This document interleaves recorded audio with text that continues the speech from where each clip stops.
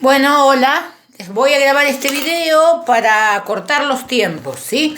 Vamos a hablar ahora de Isaiah Berlin y su artículo Dos conceptos de libertad, que ya tienen subido a la plataforma y además tienen el trabajo práctico armado. Isaiah Berlin después fue británico, pero en realidad nació en Riga, Letonia, en 1909, el 6 de junio. Su familia era judía y su padre era un comerciante exitoso en maderas, digamos, con un buen pasar, un buen vivir. Un poco antes de la revolución, cuando ya había sido la revolución menchevique, se mudaron a Petrogrado. Y habida cuenta de que fueron considerados burgueses, hay todo un tema con esto, ¿no? Y la persecución que la revolución hizo, incluso él habló en su madurez de cuál había sido su experiencia de la revolución rusa, de la bolchevique puntualmente. Resuelven en 1921 emigrar a Gran Bretaña, por eso después Isaiah Berlin va a tener la nacionalidad británica. De hecho, hizo parte de su escolaridad primaria, toda la secundaria y toda su formación académica en Gran Bretaña. La Universidad de Oxford, que es en la que él estudió, fue la cuna de todo el movimiento filosófico llamado Movimiento Filosófico Oxford. Acerca de filosofía del lenguaje. De hecho, Berlin era un discípulo o un seguidor de Wittgenstein, a quien ya vimos en otro apunte y también en una clase que tuvimos en la plataforma. Hablaba varios idiomas, lo que le permitió durante la Segunda Guerra ser parte del Servicio Británico de Información. Estuvo en la URSS y se reunió con perseguidos políticos en el año 1945 y hasta 1946. Tenía una muy mala opinión del régimen comunista y sobre todo de todo el proceso stalinista. El texto que vemos de él es una conferencia que dio en ocasión de asumir su cargo de profesor titular, por traducirlo de algún modo, en la universidad. Two Concepts of Liberty, o Dos conceptos de libertad. El cargo era el de profesor de teoría social y política en Oxford.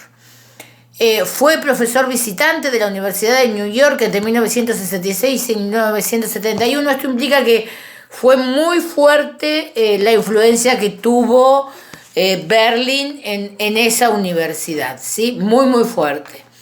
De hecho, en algún momento se cruzaron con Hannah Arendt y vamos a ver, cuando hablemos de Hannah Arendt, cómo él rechazó la mirada de Arendt sobre el juicio Eichmann y su mirada desde la banalidad del mal. Fue presidente de la Academia Británica de Humanidades entre 1974 y 78. Se definía a sí mismo, y lo ha definido así la historia, y así lo han encuadrado, como politólogo o historiador de las ideas. Muy fuerte opositor al comunismo, ya se los dije, se los reitero, es decir, tenía una mirada crítica, no solo del régimen de la Unión de Repúblicas Socialistas Soviéticas, sino también del comunismo en sí mismo como ideología. Porque, bueno, era un escéptico influenciado por el empirismo, el neokantianismo y las teorías lingüísticas de Wittgenstein. Y además era un liberal no individualista, un liberal libertario, podríamos decir, que aplicaba los conocimientos y procedimientos de la filosofía analítica y que se autodefinía a sí mismo cuando lo clasificaban como británico, como un filósofo británico, un pensador británico, y decían, no, yo soy un judío ruso de Riga por nacimiento y eso sería hasta el fin de mi vida. Con esto, ¿qué transparentaba? Que ahí esa era la casilla en la que él se ubicaba, un judío, un perseguido en Rusia, un emigrado ruso, y su pensamiento, dicen sus estudiosos, sobre la libertad y sobre la libertad de acción y de movimiento y de asociación tenía que ver con esto, ¿sí? Él se sintió posiblemente en la categoría que vamos a ver después de paria que Hannah Arendt acuña para los judíos. Se muere en Oxford el 5 de noviembre de 1997. Bueno, hablemos de dos conceptos de libertad. Él habla de dos maneras de definir la libertad, como libertad en sentido negativo y como libertad en sentido positivo. Si hablo de la libertad en sentido negativo, soy libre en la medida en que ningún hombre, ni ningún grupo de hombres, es decir, ninguna asociación, llámese Estado o una asociación privada, pero sobre todo el Estado, puede interferir en mi actividad. Ningún grupo de hombres puede negarme que yo realice la actividad que elijo realizar. Obviamente, mientras sea lícita, esté en el marco normativo acordado, en el pacto en el que yo convivo. Por lo tanto, la libertad política es el ámbito en el que el hombre puede actuar sin ser obstaculizado por otros. Es decir, el Estado no puede impedirme mi pensamiento político, mi agrupamiento político, mi expresión política, ni mis decisiones de acompañamiento o rechazo. ¿Cuándo carezco de libertad política? Cuando algunos seres humanos pueden impedirme conseguir un fin. Ese fin puede ser aún el de meramente asociarme, meramente el de expresarme. Aunque, ojo, la mera incapacidad de conseguir un fin, es decir, si yo no puedo armar un partido político porque no consigo seguidores, no puedo expresar mi opinión porque no consigo en qué lugar hacerlo, porque a nadie le parece interesante, nadie quiere escucharme, ¿sí? Eso sería una incapacidad individual, por lo tanto no es falta de libertad política. La libertad política es el cierre de los canales de comunicación a través de los cuales yo puedo expresarme o agruparme. ¿Qué es la libertad en sentido positivo para Berlin? Se deriva del deseo individual de que cada uno de nosotros y nosotras quiere ser su propio dueño. Cada uno de nosotros y nosotras quiere que su vida y sus decisiones solo dependan de uno mismo y no de fuerzas exteriores. Es decir, no soy libre si puedo elegir aún entre 10 opciones que otro me plantea. Solo soy libre si puedo elegir aquellas opciones que yo me planteo. ¿Sí? Puedo rechazar todas las otras y decir, yo voy por este camino. Ninguna de las que vos me estás proponiendo a mí me sirve. Yo quiero ser mi propio instrumento. No quiero ser el instrumento de fuerzas exteriores. No quiero actuar según otros determinan. Quiero actuar según mi propia decisión, según mi propia mirada. Quiero ser mi propio instrumento de mí mismo y no de la voluntad de otros. Es decir, mi voluntad se opone a la voluntad de los otros. Cuando yo puedo oponer mi voluntad a la de los otros, tengo libertad en sentido positivo. Tengo voluntad en sentido positivo si puedo ser sujeto de la realidad y no objeto. Voy a ser objeto siempre que, aunque tenga 10 opciones para elegir, esas sean las 10 por las que puedo optar y no hay una número 11. ¿Sí? Yo no puedo inventar, crear, resolver una número 11.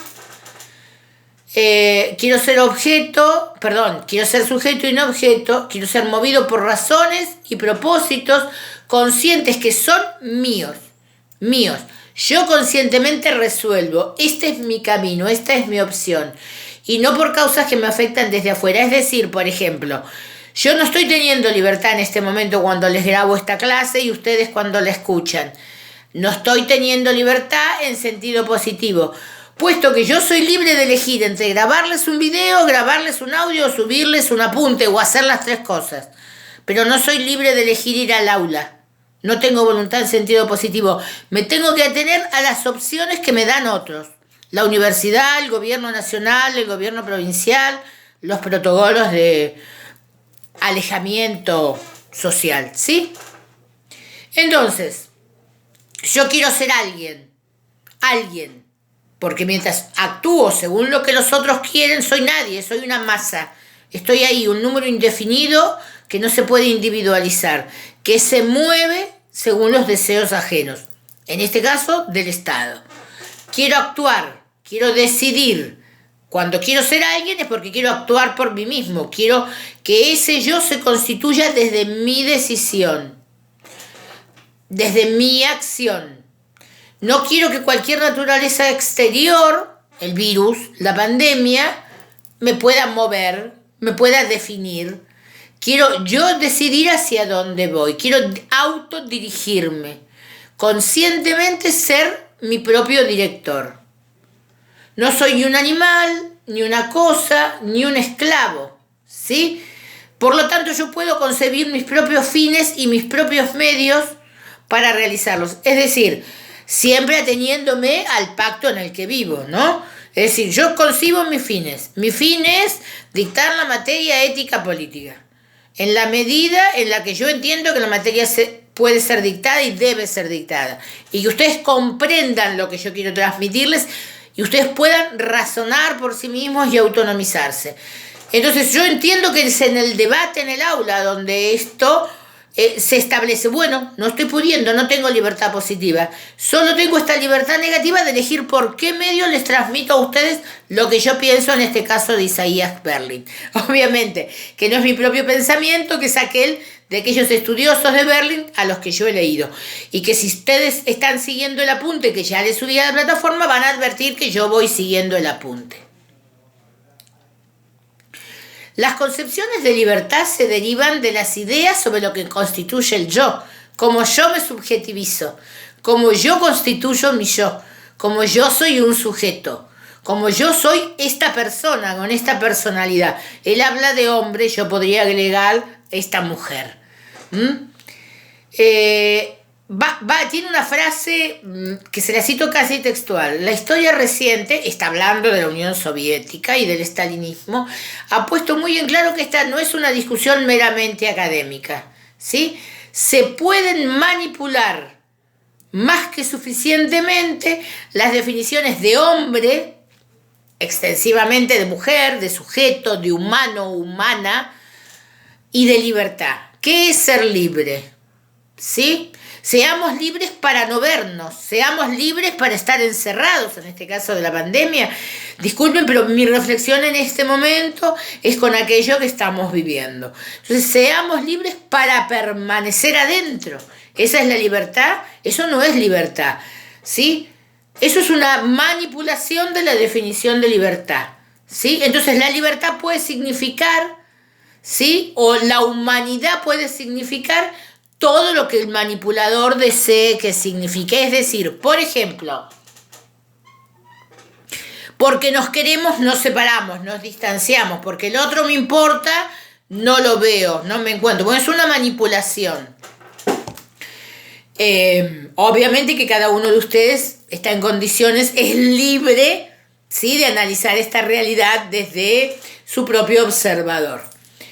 Entonces, la libertad puede entrar en conflicto con la justicia social. ¿Por qué? Y atiendan, porque esta es una situación que ahora se ve claramente en el escenario. Es una de las cuestiones que me importa que resalten cuando hablen de libertad positiva y libertad negativa en términos de Isaiah Berlin. ¿Sí? ¿Por qué la libertad puede entrar en conflicto con la justicia social? Y aquí voy. Si yo llevo a la libertad en términos positivos del hacer, del crear, del inventar, del autosubjetivarme, pero la tomo en la calidad de concepto político, ¿no? De acción política, de lo político. Vamos a hablar después de Arendt en esto, ¿sí? Va a decir Isaiah Berlin: ¿cómo ofrecer derechos políticos y salvaguardas a la libertad política y contra la intervención del Estado a hombres que están medio desnudos, que son pobres, a esto se refiere, que están medio desnudos, mal alimentados, que están enfermos y que son analfabetos? Bueno, es reírse de su condición. Yo no te puedo ofrecer libertad política si vos primero no tenés tus derechos civiles y sociales resueltos. ¿Qué está diciendo con esto? Que los derechos políticos no están en el orden tradicional en el que los vemos, ¿sí? O en el que vemos la sucesión de los derechos de ciudadanía. Está poniendo el dedo en esa llaga, está diciendo: sin derechos sociales no hay derechos políticos. Sin libertad social, es decir, sin tener resuelto mi alimentación, mi vestimenta, mi techo, no tengo posibilidades de tener libertad política. Es todo un tema porque nosotros vemos los derechos de ciudadanía en una sucesión, ¿no? En la sucesión en la que fueron apareciendo. Él va a decir, recién hubo libertad política cuando hubo derechos sociales. Por eso es un liberal extraño, ¿sí? No se lo puede definir como un socialdemócrata, pero es un liberal no individualista y que entiende, podríamos decir, y lo vamos a leer a Rawls, ¿sí? Y su posición, y lo vamos a leer a Taylor en esta misma unidad, y su posición de esta historia, ¿no? Si reconocemos que todos tenemos que estar lo mejor que podamos estar, de ahí puede partir el pacto, ¿sí? La autenticidad, ser auténticos, reconocer que todos tenemos que estar bien. Bueno, él escribe antes, ¿sí? De que Taylor escriba La ética de la autenticidad. Entonces, ver enfermos, mal alimentados o mal vestidos, lo que necesitan es ayuda médica, educación, alimentación, aún antes de que puedan entender qué es la libertad o para qué pueden hacer uso de ella.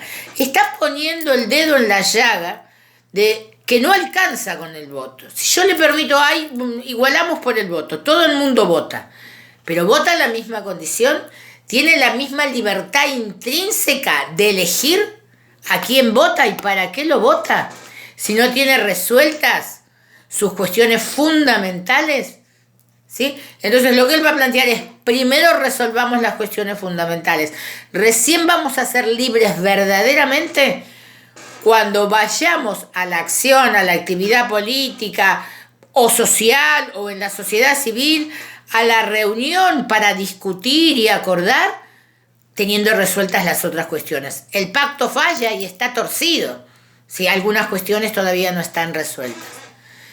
Y se va a hacer esta reflexión, ¿qué es la libertad para los que no pueden usarla? ¿Sí? No existe. No hay tal cosa como libertad si yo no puedo hacer uso de la misma. Entonces, va a ser esta otra reflexión.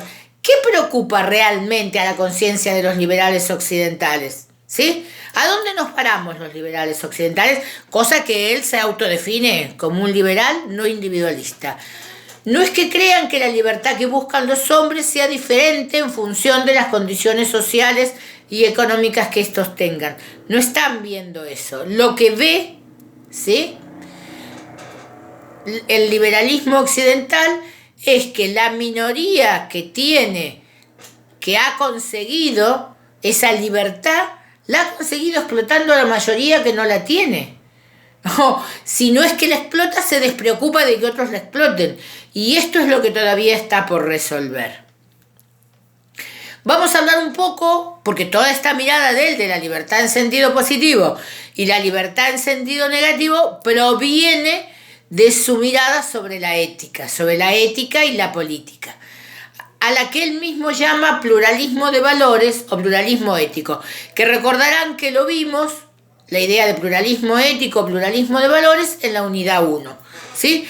Y si se acuerdan y repasan, van a ver que incluso hemos visto alguna frase o algún posicionamiento de Isaiah Berlin. Para Berlin, que es uno de los constructores, ¿sí?, uno de los que primero hablan de pluralismo ético, pluralismo de valores, los valores no son productos que se descubren en la naturaleza, ¿sí? No están ahí, no hay valores buenos y algunas cosas son valiosas para todas las culturas, en todos los momentos, para todas las sociedades. Los valores son creaciones de nosotros, las y los humanos. Y son creaciones para la humanidad, creaciones de los humanos para los humanos. Y son contingentes. Están atados a momentos y a espacios geográficos, ¿sí? Aunque ciertos valores, él reconoce, son importantes para todas las culturas. La vida, por ejemplo, en términos abstractos, aunque no para todos, la vida sea lo mismo, ¿sí? Y en relación a la vida y la muerte incluso, no en todos los casos vida y muerte significan lo mismo. No en todos los casos se le da la misma importancia, el mismo valor a la vida de un nonato, a la vida de un anciano, a la vida de un criminal. La pena de muerte lo demuestra, por ejemplo, ¿sí? Hay culturas en las que la pena de muerte es rechazada por inhumana. Para otros, la pena de muerte es aceptada y valorada positivamente para excluir a los miembros gangrenados o podridos en términos religiosos del judaísmo y el cristianismo, apartarlos de la sociedad, cortarlos de raíz, bueno, o de cuajo. Ciertos valores, decíamos, son importantes en todas las culturas, por ejemplo, la vida. Y hay otros, el nacimiento, la maternidad / paternidad, digamos. Bueno, ustedes lo van a investigar al leerlo. ¿Dos valores morales pueden ser válidos pero incompatibles? Bueno, la respuesta es dual. ¿Dos valores morales pueden ser válidos e incompatibles? Sí. Si yo valoro la vida, pero además valoro el obedecer al Estado y el defender al Estado. Si yo valoro la vida y mi valor moral es la defensa de la vida, no debería cargar un arma e ir a una guerra para defender los límites territoriales de un Estado. Sin embargo, estados y sociedades que valoran la vida, a su vez valoran la obediencia al Estado y la defensa de la nación y el entendimiento del concepto nación, cargando un arma para defender a ese territorio en una guerra. Y ahí hay incompatibilidad, claramente. Al menos para mí, Cada uno puede. Yo en esto pienso como Berlin. Entonces entran en conflicto entre sí dos valores en determinadas situaciones y no admiten resolución. Berlin va a decir, hay situaciones en las que no hay solución. Son dilemas, son situaciones dilemáticas. ¿Qué quiere decir esto? Son situaciones que no admiten una solución que deje conforme a todos o a la mayoría. Porque siempre va a ser, ¿qué fue antes? ¿El huevo o la gallina? ¿Sí? Bueno, si yo valoro la vida, entonces no voy a la guerra, pero entonces no valoro el Estado del que formo parte, ni me siento parte de esta nación, ni quiero, defender su territorio, su idioma, su posición ideológica, etc. ¿Se comprende? Entonces, él va a hablar ahí de inconmensurabilidad. Hay choque de valores inconmensurables. Imposible. ¿Se acuerdan de inconmensurabilidad? Lo vieron en Ciencia y Conocimiento. Sí, es todo un paradigma del conocimiento. Hay cuestiones que no son comparables, ¿sí? Pertenecen a universos, a ideologías, a miradas, ¿sí? Diferentes. Entonces, ¿cuál es su posición ética en relación a esto? ¿Qué es para él la ética? Suponiendo esto, de que los valores no son permanentes y están histórica y geográficamente situados. La ética es una reflexión sistemática acerca de las relaciones entre seres humanos, dice él. Cuando habla de sistemática, entonces la está subiendo a una reflexión que no sea ni individual, ni simplemente grupal, ni del sentido común. Es sistemática. Se mete dentro de un método, es un sistema de pensamiento. La ética está compuesta, ¿por qué? Por concepciones, intereses e ideales acerca del fin o propósito de la vida, ¿sí? Entonces, mi dimensión ética, ¿cuál es? Las concepciones, los intereses, los ideales míos y de mi cultura acerca de la vida, ¿sí? No es lo mismo que entienden por vida aquellos que adhieren al Corán y están dispuestos a morir en un ataque como hombre bomba, ¿sí? En un ataque suicida, porque van, al paraíso con las huríes, ¿sí? El valor de la vida está puesto en, sí, yo ofrendo mi vida, pero mi vida es del otro lado. Aún para el judeo-cristianismo, ¿sí? Sobre todo para el cristianismo católico. Lo que veíamos con Weber, no importa cómo vivir de este lado, porque seremos saldados, recompensados del otro lado, así que si vivimos mal, somos esclavizados, somos siervos de este lado, hay que bancar, ¿sí? Entonces eso es lo que va a decir Berlin, que son preconceptos que están adentro mío, ¿sí? Fundamentos básicos, podríamos decir con algún otro autor, ¿sí? Entonces, son presupuestos que están antes de mi ideología. Yo fui criado en un entorno, fui socializado primaria y secundariamente en un entorno, ¿sí? Y endoculturado antes en ese entorno. Llevo esos valores conmigo. Y en esos preconceptos se prende mi ideología, ¿sí? Entonces, tengo creencias que van más allá de la razón, ¿eh? Son creencias. Las tengo establecidas en mi mirada sobre el universo, ¿sí? Creo en eso, asumo que eso es verdad, no lo discuto ni lo razono. Entonces, tengo creencias acerca de cómo la vida debería ser vivida. Entonces, creo que las mujeres son distintas que los hombres. Tengo la creencia de que las mujeres tienen que estar envueltas, ¿sí?, en un chador, o llevar un pañuelo, como los judíos ortodoxos, o peor, ponerse una burka y que nadie les vea la cara. Y son mis creencias, y nadie puede discutirme que estoy obrando mal, porque para mí estoy obrando bien. Yo no, obviamente que no creo eso, pero estoy intentando explicarlo, ¿sí? Entonces, esos valores son aquellos valores que rigen la vida, rigen el cómo tienen que ser y qué tienen que hacer hombres y mujeres. Las mujeres en el hogar, cocinando y criando a los hijos. Los hombres afuera como sustentadores de ese hogar. Los que traen la moneda, ¿sí? Bueno, es una visión que todavía no logramos deconstruir, ¿sí? Es una visión del Estado patriarcal que está tan incluida en nosotros que aún quienes más nos rebelamos, en algún momento nos salta la ficha, ¿sí? De esos preconceptos que sustentan aún nuestras ideologías, porque nuestras ideologías son en contra de, no son ideologías que nacen libres, ¿sí? No son un desarrollo libre, iniciado desde cero. Nuestra ideología es un desarrollo en contra del patriarcado, ya está teñido por el patriarcado. Entonces, los valores son, al menos para Isaías Berlin, creencias normativas internas que rigen nuestras vidas. Importan. Y no nos preguntamos, importan aunque su origen y su estatus sean ambiguos. Pocas veces discutimos, ¿sí?, por qué este valor pesa más que otro. A fuer de que alguien diga que traigo a las clases que soy pañuelo verde, he discutido muchas veces, y no lo digo yo, lo dicen filósofos, lo dicen juristas, que la vida tiene un valor incremental, que vale mucho más la vida de un ser nacido y mucho más la vida de un ser formado y mucho más la vida de un ser con toda una carrera por delante y con una carrera establecida. Lo reconocen nuestras leyes, ¿sí?